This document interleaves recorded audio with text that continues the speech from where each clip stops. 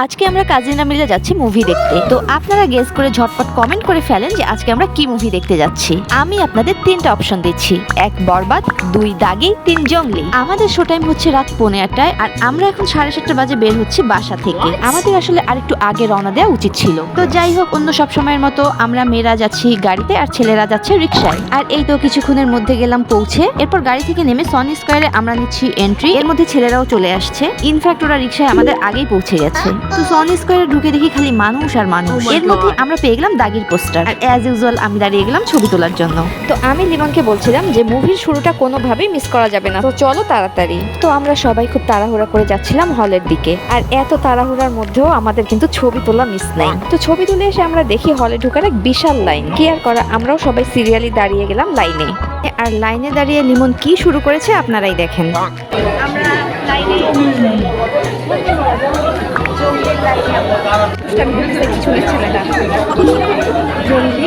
তো টিকিট দেখিয়ে আমরা ঢুকে পড়লাম ভিতরে। আর আমাদের হল নাম্বার হচ্ছে 3।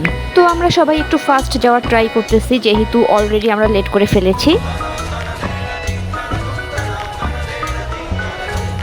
আর ঋদ্ধ অনেক এক্সাইটেড মুভি দেখার জন্য।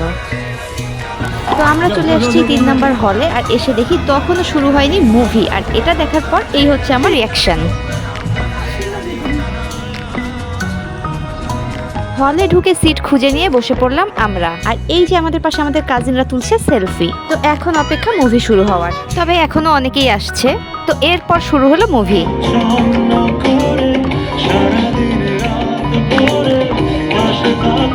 মুভির ফার্স্ট হাফ দেখার পর ভাই আমাদের সবার জন্য নিয়ে এলো পপকর্ন। তো পপকর্ন খেতে খেতে আমরা দেখা শুরু করলাম মুভির সেকেন্ড পার্ট।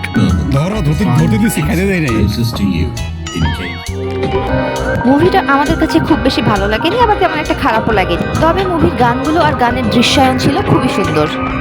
জঙ্গলি মুভি দেখে আমরা বের হচ্ছি হল থেকে। আর এখন যাব কেবাব এক্সপ্রেসে। তবে আমার অন্যান্য কাজিনরা মুভি শেষ হওয়ার আগেই হল থেকে বের হয়ে চলে গেছে কেবাব এক্সপ্রেসে খাবারের অর্ডার দিতে। কারণ মুভি শেষ হতে হতে বেজে গেছে রাত 10:30। আর এত রাতে যদি এত মানুষের খাবারের অর্ডার না নেয় তখন একটা ঝামেলা হয়ে যাবে। কিন্তু আমি তো মুভি শেষ না করে সিনেমা হলের পর্দা ঝিকঝিক করা না পর্যন্ত হল থেকে বের হব না। আর আমার সাথে ছিল কাজিন জারিফ আর ঋদ্ধ।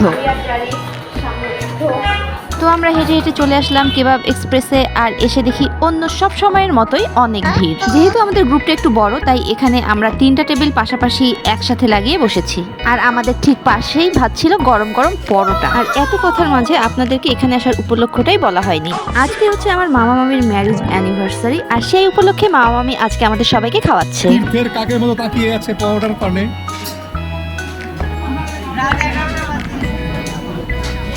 পপকর্ন খায়া পেট ভরিয়ে আছে। তো লাস্ট কিছুদিন ধরে ব্যাক টু ব্যাক ফ্যামিলি প্রোগ্রামগুলো কেন জানি না এখানেই অ্যারেঞ্জ হচ্ছে। আর এখানেই আমাদের বারবার আসা হচ্ছে। স্পেশালটা জারি করে নাকি?